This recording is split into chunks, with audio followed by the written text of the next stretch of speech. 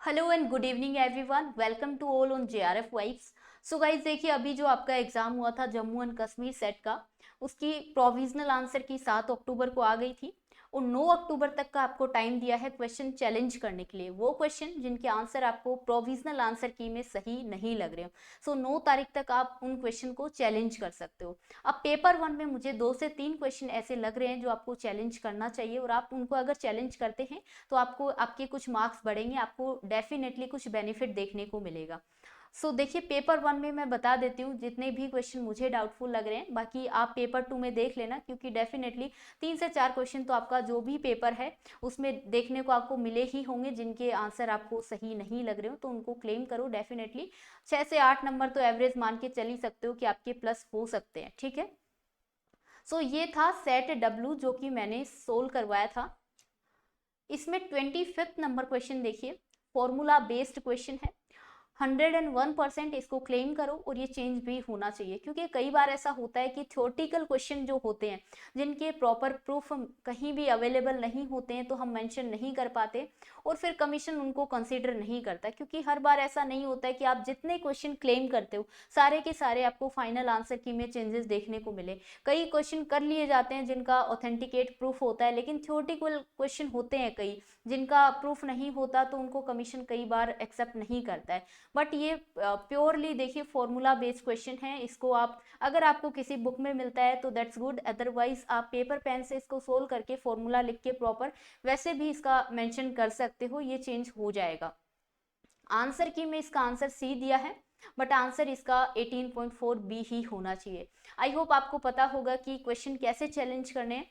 देखिए, अगर आप किसी बुक का सहारा ले रहे हैं तो जो भी बुक है उसका कवर पेज की फोटो, उसके ऑथर का नाम, और जिस पेज में वो आंसर के बारे में मेंशन किया गया है उसको हाईलाइट करके पेज नंबर लिख के उसकी फोटो, ये सब करना है आपको अटैच। और फीस जितनी भी है 200 रुपये है, तो इन सब के साथ पूरी डिटेल्स के साथ आपको क्या करना है, चैलेंज करना है, अदरवाइज आपका वो प्रूफ नहीं माना जाएगा, ठीक है।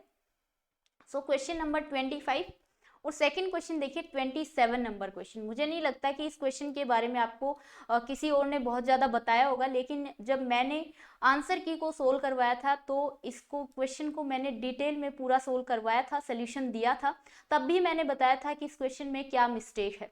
अभी भी कमीशन ने आंसर ये दिया है, लेकिन मैं आपको बताती हूँ कि मिस्टेक क्या है। मिस्टेक है यहाँ पे दिल्ली की जगह आपका होना चाहिए मुंबई। इस दिल्ली की जगह मुंबई होना चाहिए, क्योंकि क्वेश्चन आपका देखिए 2 ट्रेन हैं, ये अगर मैं मुंबई पॉइंट मानती हूँ और ये दिल्ली पॉइंट मानती हूँ।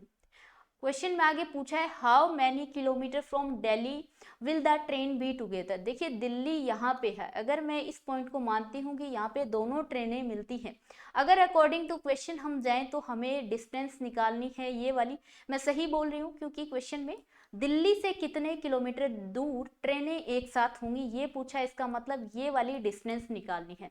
लेकिन 283.33 आंसर जो निकल के आता है वो निकल के आता है इस डिस्टेंस का, और ये डिस्टेंस है। अगर मैं यहाँ पे लिख दूं मुंबई से कितने किलोमीटर दूर ट्रेनें एक साथ होंगी, तो इसका आंसर आएगा 283.33। ये आंसर कैसे आएगा मैंने आंसर की वाले वीडियो में पूरा डिटेल में बताया था, आप लोग वहां से देख लेना। देखिए, ये प्रिंटिंग मिस्टेक मैं इसको मान सकती हूँ, but it is not your responsibility. अगर प्रिंटिंग मिस्टेक भी है तो वो आपने थोड़ी की है, आपको तो इसका बेनिफिट मिलना चाहिए ना। अगर अकॉर्डिंग टू क्वेश्चन हम इसका आंसर निकालने जाएं तो इसका आंसर निकलेगा ही नहीं, क्योंकि डेटा ही इनकम्प्लीट है। आप इसको चैलेंज कर सकते हो। इसका ऑप्शन ये है कि ये क्वेश्चन ड्रॉप होना चाहिए, क्योंकि देखिए ऑप्शन या फिर क्वेश्चन चेंज नहीं होगा, सीधी सी बात है। ऑप्शन यही है कि ये ड्रॉप हो सकता है, हर एक स्टूडेंट को +2 मार्क इस क्वेश्चन के लिए मिल सकते हैं। अकॉर्डिंग टू मी आपको डेफिनेटली ये क्वेश्चन चैलेंज करना चाहिए, क्योंकि प्रिंटिंग मिस्टेक है तो हमने तो नहीं किया, हमारी तो नहीं है, ठीक है। उसके बाद देखिए ये क्वेश्चन, इस क्वेश्चन में मेमोरी लेवल ऑफ टीचिंग के बारे में पूछा है। स्पेशल रेफरेंस मेमोरी लेवल को ध्यान में ही रखते हुए इन तीनों चारों पॉइंट को हमें पढ़ने हैं, ठीक है। पहला पॉइंट है teaching is related to subject, बिल्कुल सही है। जो एमएलटी है मेमोरी लेवल टीचिंग, उसके मेन प्रोपोनेंट का नाम भी हर्बर्ट है, ये भी सही बात है। ये तो बिल्कुल गलत है ही, थॉटफुल नहीं होता है मेमोरी लेवल टीचिंग। कंफ्यूजन है इस सेकंड वाले पॉइंट में, teaching learning process is basically response stimulus. देखिए इस क्वेश्चन को मैंने थोड़ा सा डिटेल में पढ़ा तो मुझे यहाँ पे एक एरर देखने को मिली, वो है ये वर्ड ध्यान से देखिए, रेस्पॉन्स स्टिमुलस।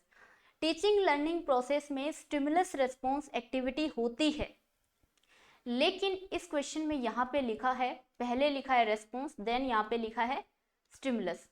क्या आपने कभी भी ऐसे पढ़ा है? हमेशा ऐसे ही पढ़ा होगा ना कि पहले स्टिमुलस होता है देन हमें रेस्पॉन्स देखने को मिलता है, कि अगर कोई भी एक्टिविटी होती है, कोई भी एक्शन होता है, पहले एक्शन होता है उसके बाद यहाँ पे रेस्पॉन्स होता है या फिर रिएक्शन होता है। आपने हमेशा यही पढ़ा होगा, मुझे नहीं लगता किसी ने भी ये पढ़ा होगा कि पहले रेस्पॉन्स होता है उसके बाद स्टिमुलस देखने को मिलता है। तो मुझे इस क्वेश्चन में ये एरर बिल्कुल लग रही है। अगर इस पॉइंट को हम ध्यान में रखें तो ये पॉइंट सही नहीं होगा, अदरवाइज ये सही है कि teaching learning process is basically stimulus response. अगर मेमोरी लेवल टीचिंग की बात करें तो पॉइंट सही है, लेकिन आर से एस की तरफ जाना, रेस्पॉन्स से स्टिमुलस की तरफ जाना, ये मुझे सही नहीं लगा। मैंने अपना पॉइंट ऑफ व्यू आपको दे दिया, बाकी आप लोग देख लेना। अगर आपको लगता है कि फिर भी आपको चैलेंज करना है तो आप इसको चैलेंज कर देना, कोई दिक्कत नहीं है। उसके बाद ये क्वेश्चन, वैसे इसका आंसर बिल्कुल सही है जो कमीशन ने दिया है, सी ऑप्शन दिया है और यही इसका आंसर होना चाहिए। Teaching is an art of behaviour, question में पूछा है not a nature of teaching. D नहीं होगा, मैंने पहले भी बोला था अभी भी बोलूं, डी नहीं होगा, इसका राइट आंसर होगा सी। ऑलराइट, उसके बाद नेक्स्ट क्वेश्चन, ये 43 नंबर क्वेश्चन, हालांकि चैलेंज नहीं करना है। इस क्वेश्चन में थोड़ा सा डाउट था, वो मैं आपको बता देती हूँ। जैसे कि इस क्वेश्चन का राइट आंसर बी लग रहा था, मुझे भी इवन बी ही लग रहा था, क्योंकि अगर कोई भी पढ़ेगा तो असर्शन और रीजन इस प्रकार से दिए हुए हैं कि पढ़ने वाले को लगेगा दोनों बातें बिल्कुल सही है, अगर हमने फॉरेस्ट फायर के बारे में डिटेल में नहीं पढ़ा तो। क्योंकि असर्शन में लिखा है forest fire are caused by both natural and man made activities, बिल्कुल सही बात है कि जंगल की आग प्राकृतिक और मानव निर्मित दोनों गतिविधियों के कारण होती है।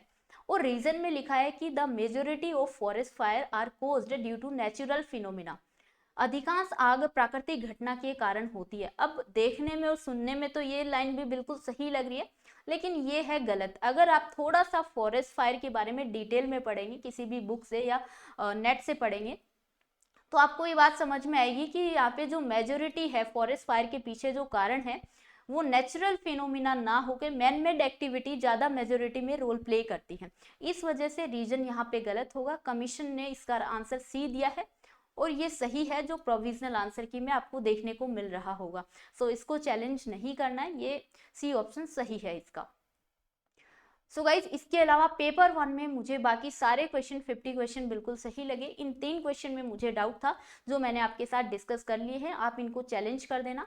पेपर 2 में भी आपके 2 क्वेश्चन 3 क्वेश्चन 4 क्वेश्चन जितने भी हैं आप उनको प्रॉपर सबूत के साथ, प्रूफ के साथ मेंशन करना, ठीक है। इसके अलावा पेपर 1 प्लस पेपर 2 में आपका कितना स्कोर बन रहा है बिल्कुल बताना, क्योंकि देखिए इससे पहले जो एमपी सेट का एग्जाम हुआ था मैंने उसका भी एनालिसिस करवाया था, तो वो पेपर मुझे इस पेपर की कंपैरिजन काफ़ी इजी देखने को मिला। सो एमपी सेट की कट ऑफ थोड़ी आपको हाई देखने को मिलेगी, लेकिन जम्मू एंड कश्मीर सेट की जो कट ऑफ है वो आपको कम देखने को मिलेगी, क्योंकि पेपर का लेवल अच्छा आया था इस बार, तो कट ऑफ हाई जाने के चांसेस नहीं हैं।